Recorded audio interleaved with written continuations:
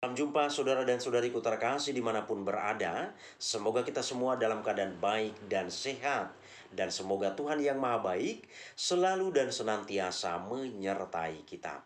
Saudara-saudari, dalam konten sebelumnya sudah saya bicara mengenai bagaimana sikap umat beriman Katolik dalam menyambut komuni atau pada saat menerima komuni. Untuk sesi ini saya mengajak kita untuk melihat cara umat beriman Katolik dalam menyambut komuni. Saudara-saudari, hosti yang kita sambut dalam perayaan Ekaristi itu adalah benar-benar tubuh Kristus. Inilah iman gereja Katolik. Jadi walaupun dengan mata kita melihat seolah-olah itu makanan biasa, tapi substansinya sudah berubah. Dan perubahan itu terjadi dalam peristiwa konsekrasi. Saudara-saudari terkasih, mengingat bahwa yang kita sambut itu adalah tubuh Kristus, maka kita tentunya sebagai umat beriman Katolik mempunyai sikap yang pantas dan layak pada saat mengikuti perayaan Ekaristi, demikian juga saat menyambut komuni kudus.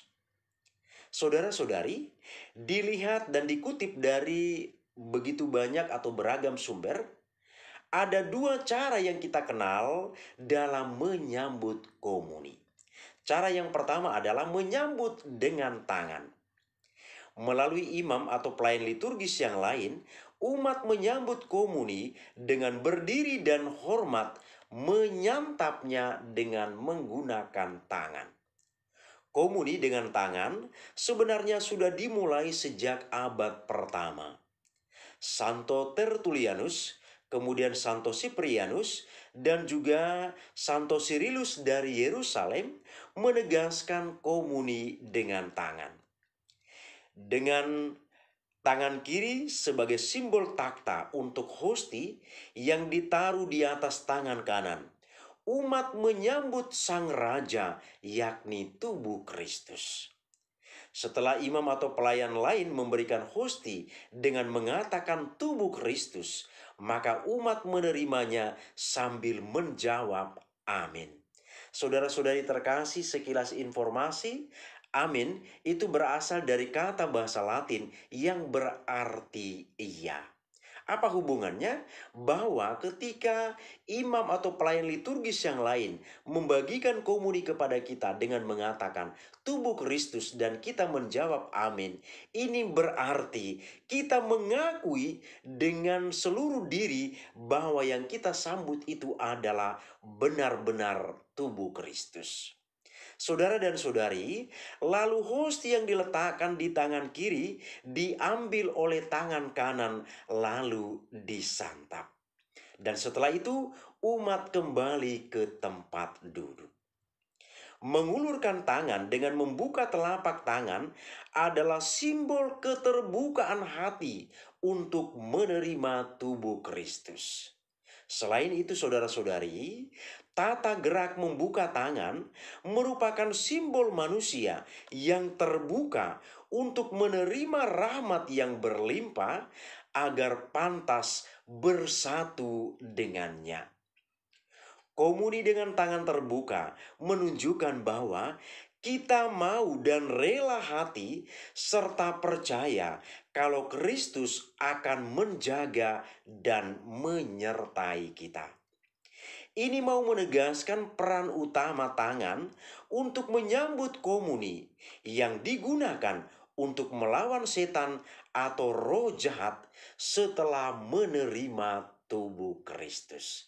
Itu cara yang pertama saudara-saudari, yaitu menyambut dengan tangan.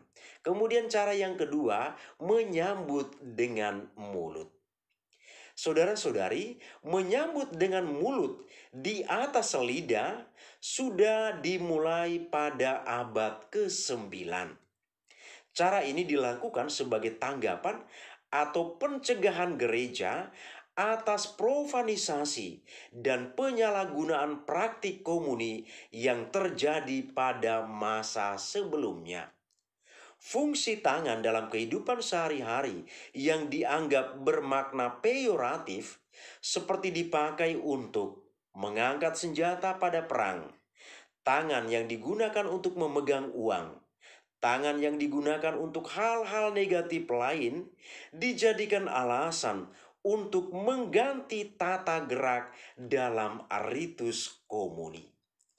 Oleh karena itu, ada upaya untuk mengembalikan makna misteri komuni kudus yang telah terkontaminasi oleh penggunaan tangan yang dinilai mengurangi makna kekudusan komuni tersebut. Sambil berdiri dengan tangan terkatup, umat membuka mulut dan menyiapkan lidah sebagai takhta Kristus yang akan disantap. Komuni dengan mulut adalah simbol kepasrahan diri atas Allah yang masuk dalam hidup kita. Menyambut komuni dengan menjulurkan lidah berarti memohon kepada Allah agar diberi makanan spiritual, dan dengan pasrah dan percaya kita menyantapnya langsung dengan mulut kita. Saudara-saudariku terkasih, menyambung apa yang sudah saya bicarakan dalam konten sebelumnya tentang bagaimana sikap umat beriman Katolik dalam menyambut komuni, teristimewa di sana komuni juga sering jatuh. Maka sebenarnya cara kedua dalam menyambut komuni ini, yakni menerima dengan mulut, adalah ini juga merupakan salah satu cara untuk mengantisipasi supaya komuni itu tidak jatuh ke tanah atau jatuh ke lantai.